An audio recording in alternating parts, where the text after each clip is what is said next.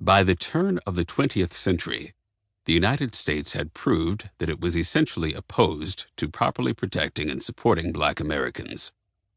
This opposition became evident through a series of events that took place after the Civil War.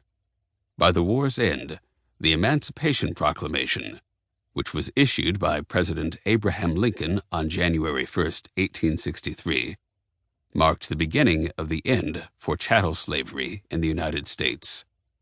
The proclamation was not all-encompassing, however. It only applied to the Confederate states, which had seceded from the Union, meaning that those states that had participated in slavery but did not leave the Union were not obligated to free enslaved people.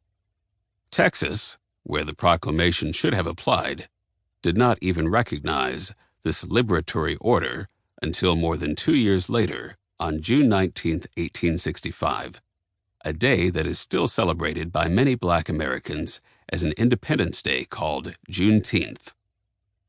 The ratification of the 13th Amendment to the U.S. Constitution in December 1865 freed the remaining enslaved people, except those enslaved as a punishment for crime. But the legacy of chattel slavery, combined with the anti-Blackness that has come to define American racism, meant that even free Black people were viewed as subhuman objects to be controlled. And with no reparations to account for a dearth of financial resources, formal education programs, or job opportunities to facilitate growth and progress, conditions for Black Americans were slow to improve. But as is often said of the Black community, we made a way out of no way and created our own infrastructure of support. Reconstruction. In the years that immediately followed the Civil War, known collectively as Reconstruction, a steady rhythm of progress echoed throughout the United States. It was an ambitious undertaking to retrofit the institutions that had allowed slavery to prosper with new features that could provide for the protection of America's marginalized.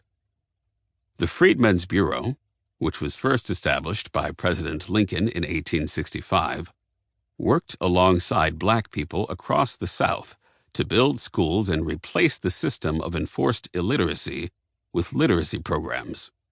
Starting in 1867, the Reconstruction Acts laid out terms of re-entry into the Union for the states that had seceded during the Civil War. Until new state constitutions could be drafted and approved by the U.S. Congress, the former Confederacy was divided into 5 districts, each governed by military leaders.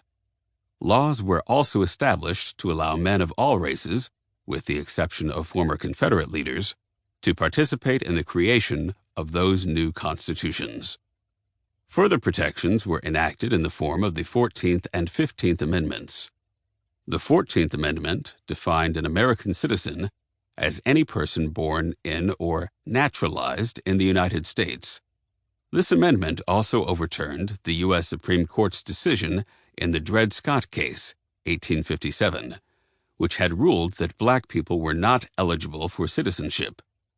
The 15th Amendment prohibited state, local, and federal governments from denying U.S. citizens the right to vote based on race, color, or past servitude, thus extending voting rights to Black men. It's notable that these new protections did not extend to Native Americans, who were not granted citizenship until 1924 with the passage of the Snyder Act. The Reconstruction Acts and the new amendments slowly provided a path forward for Black people to participate in the country's governance.